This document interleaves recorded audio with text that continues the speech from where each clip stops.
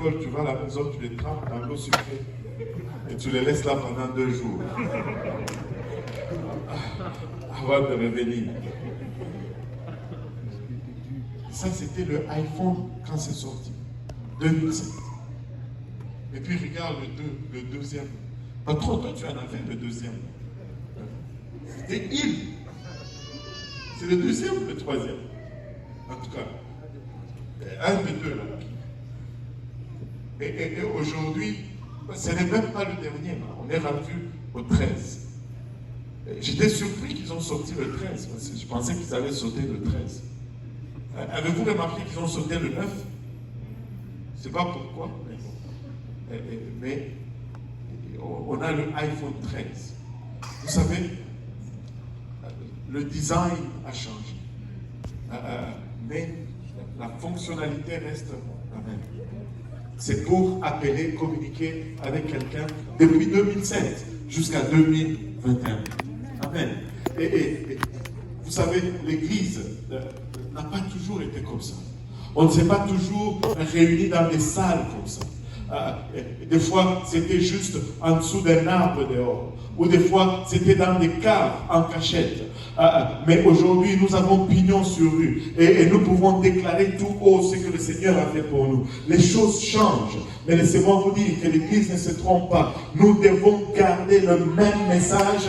Il y a certaines de ces choses qui ne changent pas. Notre fonctionnalité doit rester la même.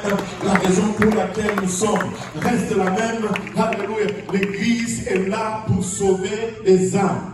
Une seule raison pourquoi nous sommes là, c'est pour sauver les âmes. Et l'Église est conçue pour un temps comme celui-ci. L'Église est conçue pour un temps comme celui-ci. Vous savez, nous avons beaucoup de promesses dans la parole de Dieu. Et une des promesses, alléluia, pour l'Église, c'est que cette Église, de dernier temps, cette Église qui va faire la dernière moisson, la dernière récolte, va être plus grande ou va être plus productive que l'Église de la première moisson.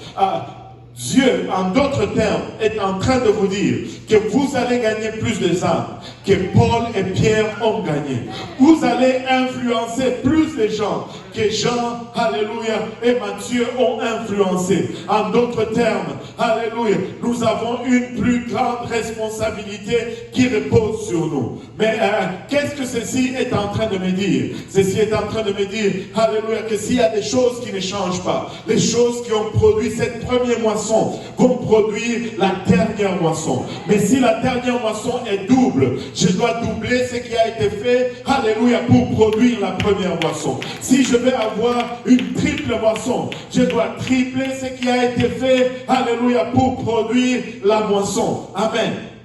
Et si nous regardons les choses qui produisent la moisson, nous pouvons les citer. La première chose qui produit la moisson, c'est la doctrine.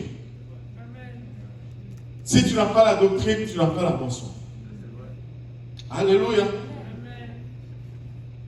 Tu ne peux pas moissonner des âmes si tu vas prêcher, si tu ne prêches pas la repentance. Comme ça nous a été dit dans plusieurs langues aujourd'hui. Si tu ne prêches pas le baptême d'eau au nom de Jésus-Christ, tu n'as pas de moisson. Tu peux avoir un club social, tu peux avoir un rassemblement de gens, mais tu n'as pas de moisson. Si tu ne prêches pas le seul et unique vrai Dieu, tu n'as pas de moisson. Parce que sans connaître qui il est, personne ne peut venir à lui. Et nous devons garder la doctrine des apôtres. La Bible nous dit que nous avons été édifiés, alléluia, sur la doctrine des apôtres, Jésus-Christ étant la pierre angulaire. Et sur la fondation des apôtres, nous sommes édifiés sur la doctrine. Et la doctrine ne doit pas changer. Qu'est-ce que la doctrine me dit? Alléluia. Les jours de la Pentecôte, ils ont prêché un seul Dieu, je vais prêcher un seul Dieu. Le jour de la Pentecôte, ils ont prêché un seul baptême, je vais prêcher le même baptême. Alléluia. Mais si je veux avoir une double moisson, devinez quoi? Je vais prêcher cela 2 fois. Je vais faire écho à cela. je vais faire plus que ce qu'ils ont dû faire. Amen. Le jour, cette première église a été également caractérisée par un esprit de données sacrificielles.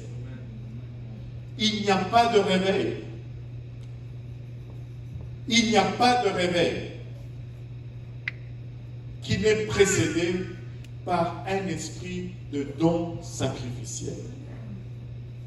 C'est comme si Dieu était en train de nous dire, oui, ça devient silencieux, je m'attendais à cela. C'est comme si Dieu était en train de nous dire, tu ne peux pas rendre ministère avec les mains fermées. Il faut que tu les ouvres. Parce que la seule chose que tu peux faire avec les mains fermées, c'est donner des coups de poing. Et nous ne voulons pas donner de coups de poing. Nous voulons avoir les mains ouvertes. Même le boxeur est en train de dire oui, on ne peut pas faire ça. Nous devons donner. L'église primitive était caractérisée par un esprit de don extraordinaire. Si nous n'avons pas cela, nous n'allons pas voir le réveil que Dieu anticipe pour nous.